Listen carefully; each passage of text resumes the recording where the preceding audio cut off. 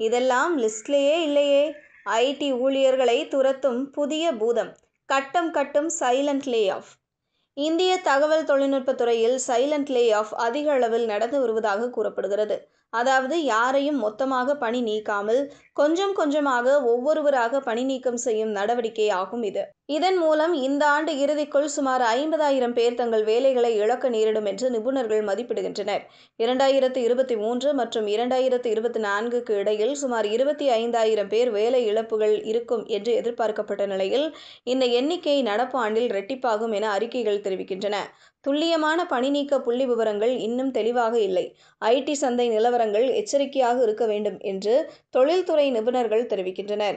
நிறுவனங்களின் வளர்ச்சி, செயற்கை நுண்ணறிவு தொழில்நுட்பத்தின் பயன்பாடு அதிகரித்து வருவது போன்றவை மென்பொருள் நிறுவனங்கள் தங்கள் கூடுதல் பணியாளர்களை குறைக்க தூண்டுகின்றன.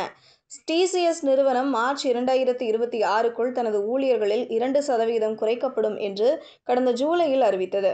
இருப்பினும் பல பெரிய மற்றும் நடுத்தர தொழில்நுட்ப சேவை நிறுவனங்கள் ஊழியர்களை ராஜினாமா செய்ய அல்லது வேறு வேலைகளை தேடுமாறு ரகசியமாக கேட்டுக்கொள்கின்றன. இந்திய தகவல் தொழில்நுட்பத் துறையில் சைலண்ட் லே ஆஃப் அதிக அளவில் நடந்து வருவதாக கூறப்படுகிறது. அதாவது யாரையும் மொத்தமாக பணி நீக்காமல் கொஞ்சம் கொஞ்சமாக ஒவ்வொருவராக பணி நீக்கம் செய்யும் நடவடிக்கை ஆகும் இது. சில நிறுவனங்கள் இந்த பணி நீக்கங்களை மிகவும் நுட்பமான முறையில் செயல்படுத்தி வருகின்றன. இந்த ஆண்டு பெரிய நிறுவனங்களில் பல்லாயிரக்கணக்கான பதவிகள் அமைதியாக நீக்கப்பட்டுள்ளன என்று சமீபத்தில் நீக்கப்பட்ட ஊழியர் ஒருவர் பேட்டிகளில் குறிப்பிட்டார். கடந்த ஜூலை முதல் அசெஞ்சர் மற்றும் டிசிஎஸ் இணைந்து உலகளவில் 23,000க்கும் மேற்பட்ட பணி நீக்கங்களை அறிவித்துள்ளன. அசெஞ்சர் நிறுவனம் $865 மில்லியன் மதிப்புள்ள வணிக மேம்பாட்டு திட்டத்தை தொடங்கியது. இதில் ஜூன் மற்றும் ஆகஸ்ட் மாதங்களுக்கு இடையில் உலகளவில் 11,000 பதவிகள் குறைக்கப்பட்டன. செப்டம்பர் காலாண்டு முடிவுகள் அறிவிக்கப்பட்டபடி டிசிஎஸ் சுமார் 6,000 ஊழியர்கள் அல்லது அதன் பணியாளர்களில் 1% பேர் வெளியேறியதாக அறிவித்தது. இதன் மூலம் மொத்தமாக 19,755 பணியாளர்கள் குறைக்கப்பட்டனர். செப்டம்பர் மாத இறுதியில் நிறுவனத்தின் பணியாளர்கள் எண்ணிக்கை 5,93,314 இருந்தது. டிசிஎஸ் மற்றும் அசெஞ்சரின் நடவடிக்கைகள் மற்ற நிறுவனங்களையும் இதே போன்ற நடைமுறைகளை பின்பற்ற தூண்டலாம் என்றும் தொழில்துறை வல்லுநர்கள் கருதுகின்றனர். முக்கியமாக இந்தியாவில் ஐடி நிறுவனங்களில் லே ஆஃப் தீவிரமாக நடந்து வருகிறது. அதிக அனுபவம் உள்ள ஊழியர்கள், அதிக சம்பளம் வாங்கும் ஊழியர்கள் பலர் பணியிலிருந்து அடுத்தடுத்து நீக்கப்பட்டு வருகின்றனர்.